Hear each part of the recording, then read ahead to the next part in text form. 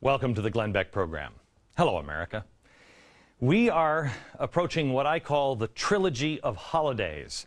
And I always talk about this around Christmas time, but when I talk about it, it's too late to do anything. I'm changing. This show is going to change next year, and I hope you come along for the ride. I want to start a little earlier because we have a lot of work to do. The trilogy of holidays, it's Thanksgiving, Christmas, and New Year's. Well, we've made Thanksgiving into football and turkey. Christmas is about the presents. And then New Year's, we always say the same thing. So what's your New Year's resolution? And because we're so stuffed from pie for the last 5 weeks, we'd be like, I got to lose some weight. And then we're given that opportunity as a reset. And then for some reason, we don't do it. I mean, we're convinced by society that we can't. One thing we can't do is it's abnormal in our society to downsize, to clear out the clutter in our lives. It's unnatural. Psychiatrists say it's unnatural. It goes against the growth that we think. We think it's growth to get bigger and more. People don't choose it because all of society is going in one direction. Every year we're given a chance to say, whatever it is, I'm going to lose weight, I'm going to go to church more often, whatever it is. And if it's usually lose weight, I mean, I usually last about 4 hours, but some people, last like 6 weeks, mainly because you paid for the gym membership. And you're like, I feel guilty about it. I just paid for that. And then you just give up on it. I think these things happen because we don't understand the holidays. From now until New Year's, I'm going to help you prepare for change, real change. I'm going to make changes in my life, changes that you can make in yours.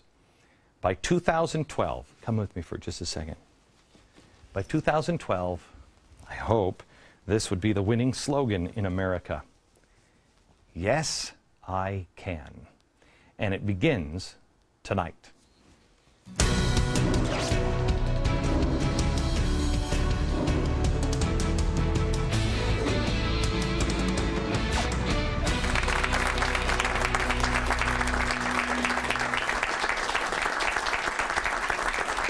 What are the guys in the gray suits? Who are they? West Point. Hello, America. I have a whole studio full of people from West Point tonight. I'm going to introduce you to them here in a little while. But I want to talk to you about the trilogy of holidays. And I want to start with Thanksgiving. Thanksgiving. What it's supposed to be, what we've done is we've turned it into football. And basically, I mean, I know I'm not alone. You don't let your wife see it because you're just so disgusted by yourself. You undo your pants a little bit. You're just like, I think I'm going to vomit. But an hour goes by and you're like, is there any more of that stuffing? That's the way it is. That's what we've done. We've turned Thanksgiving into food and football. And then we approach this time where we have to change. We want to change, but we can't. And I think it's because we haven't looked at the first holiday in the trilogy here. We haven't evaluated our own life. You can't really evaluate your own life until you know what matters in your own life. You say on New Year's Eve, I'm going to lose weight because you're a big fat fatty. But that's just looking at the negative. I mean, you don't want to be my eyes in the mirror every morning out of the shower. You don't. I mean, it's hard to sometimes miss the negative.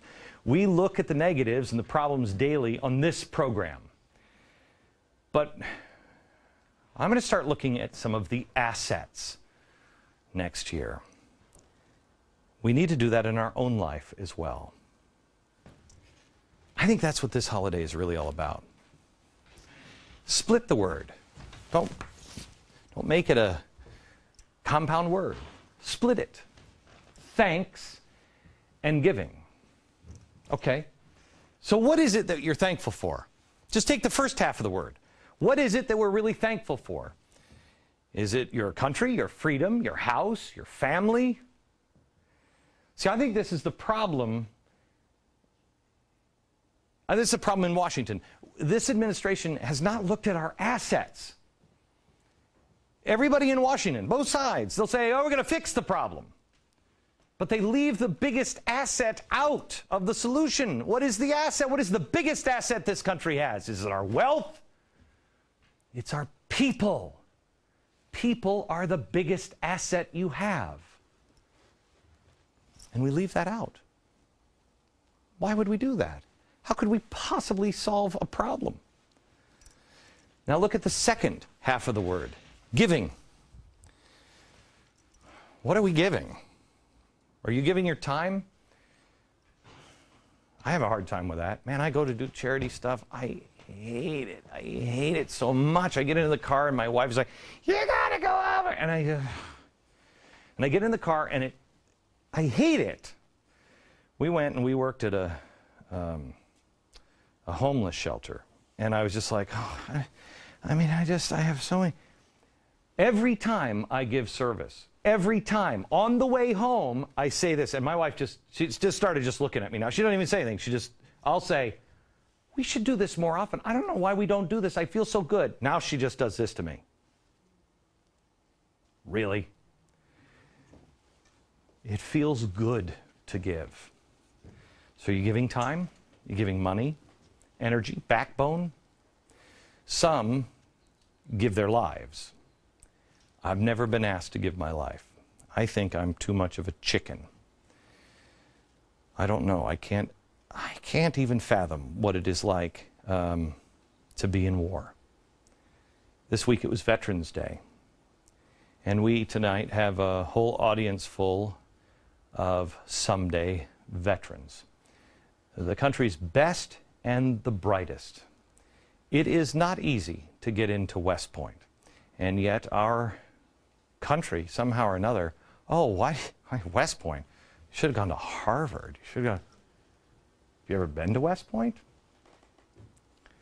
The best and the brightest. And these men and women may give everything. They may give their eyes, their arms, their ideas, their energy, possibly their life. Gosh, what are we giving? You know what makes you want to give?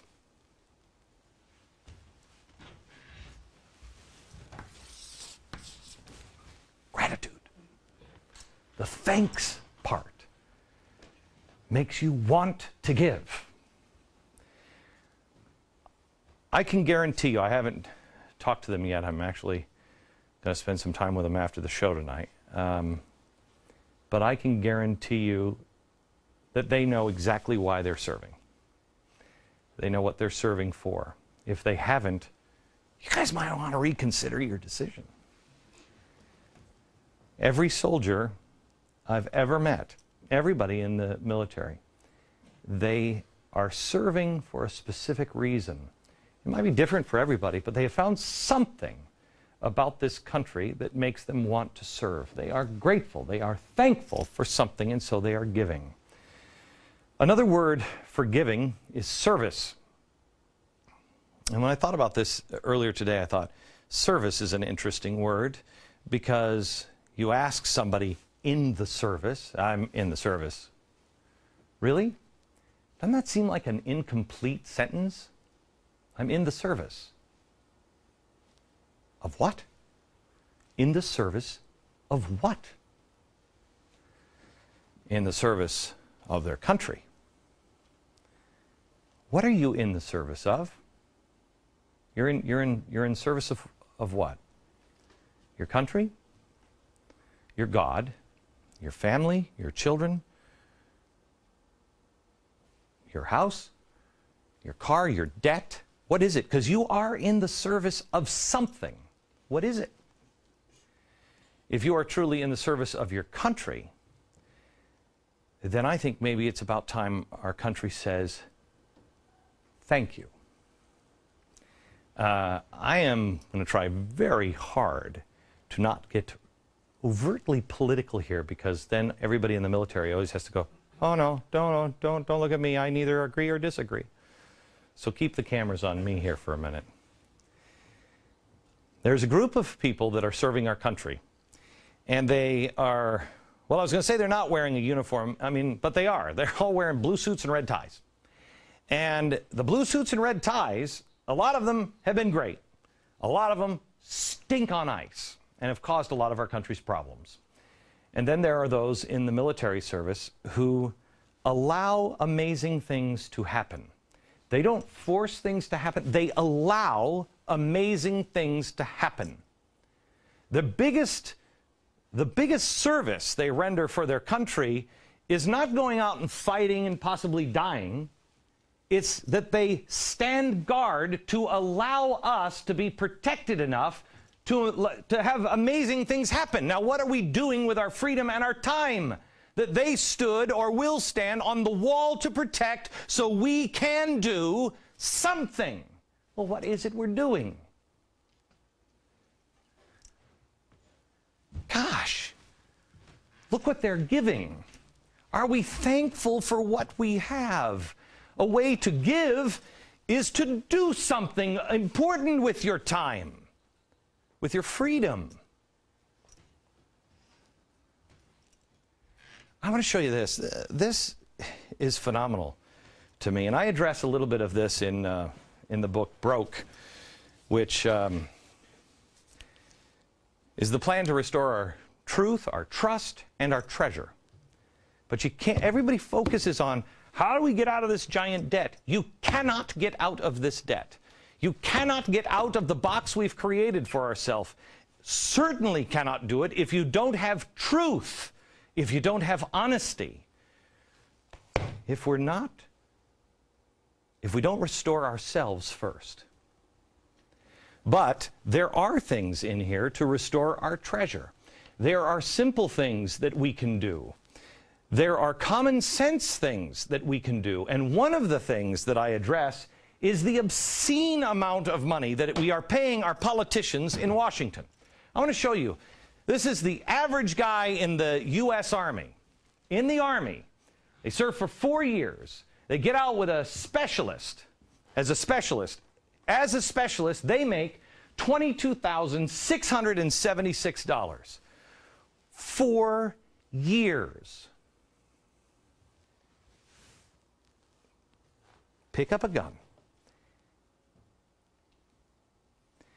and go stand in the line of fire because your country asks you to for $22,676.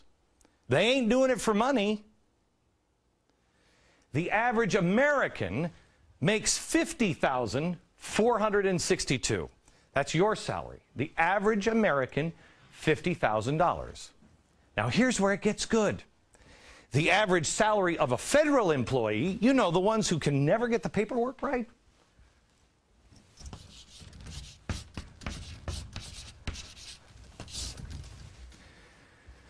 The average person serving in Congress. Remember, they use that word.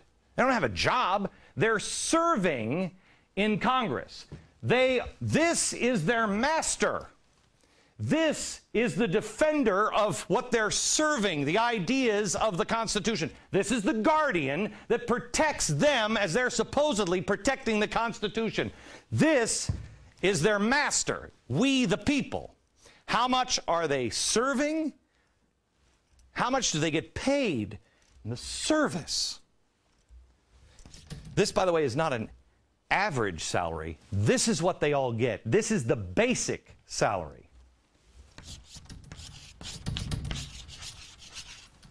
$174,000. Which one is the master and which one is the servant? Which one has the most to be grateful for and yet doesn't seem to be? It goes back to the idea of cleaning out the stuff in our life. Maybe it's that they have too much. I want to show you